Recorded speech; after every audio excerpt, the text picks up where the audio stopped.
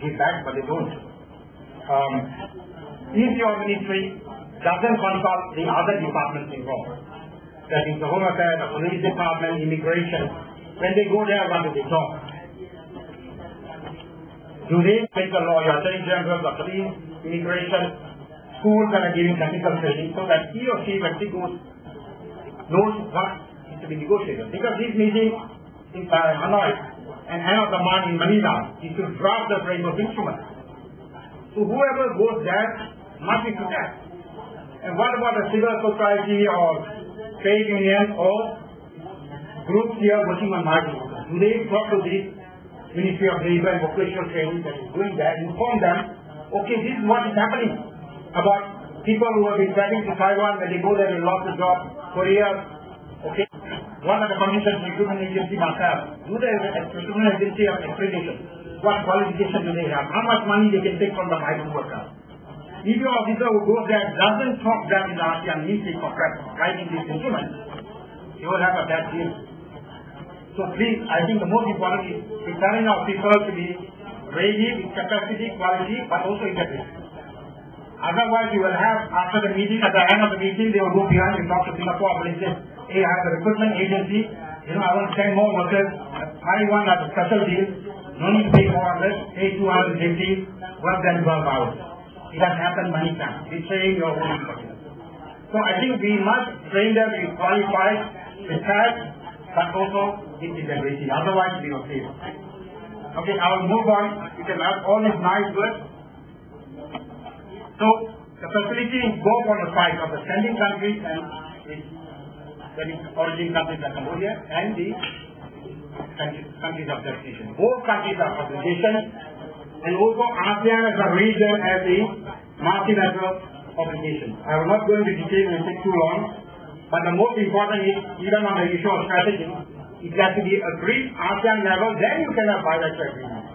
Presently, I think based on a regional standard or human rights standard acceptable. It is all procedure. How do I deport if I catch these workers?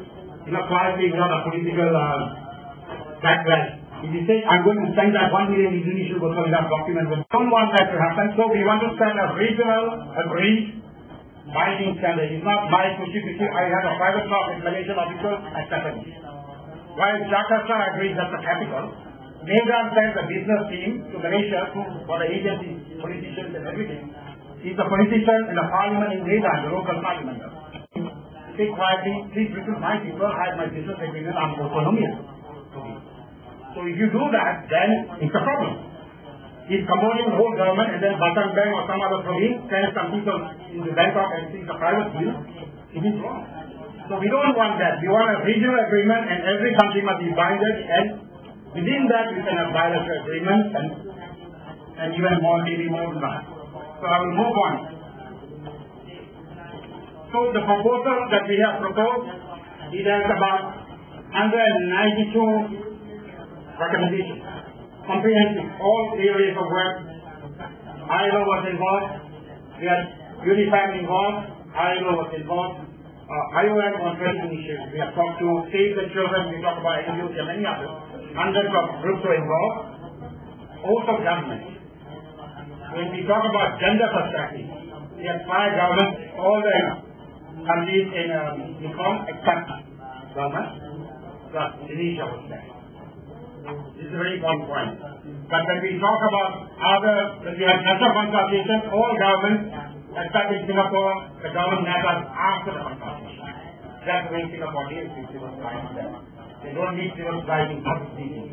So for us, the obligation of the labor receiving countries, obligation of labor sending countries, that is the origin country, joint obligation of both these countries, and then ASEAN, the 10 countries.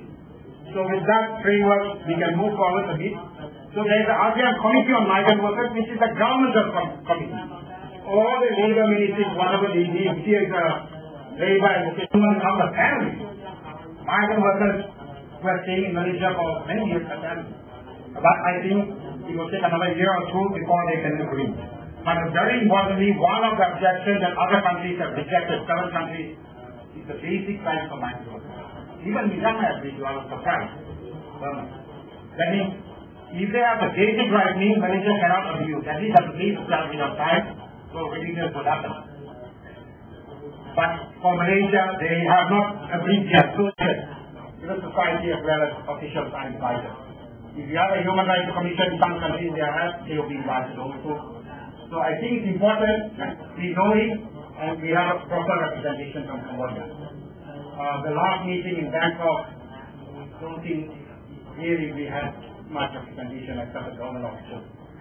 And even for the ILO meeting, I think people like ministry accompanying that, the foreign affairs or even the home affairs and police. So with that note, I think the most important is to have a fair arrangement for employment.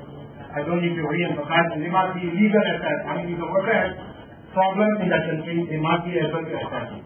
Your embassy must have labor assessment, consular services. Last 3 years they have. In the past they don't have. So I think it is time for the rest of our ASEAN countries. So we want it to be these are the summary, the key points we have. One is it must be legally binding, certainly. Yeah? And it must be updated in it, otherwise we go to detention center. That is wrong. That happens in Malaysia, all big them up.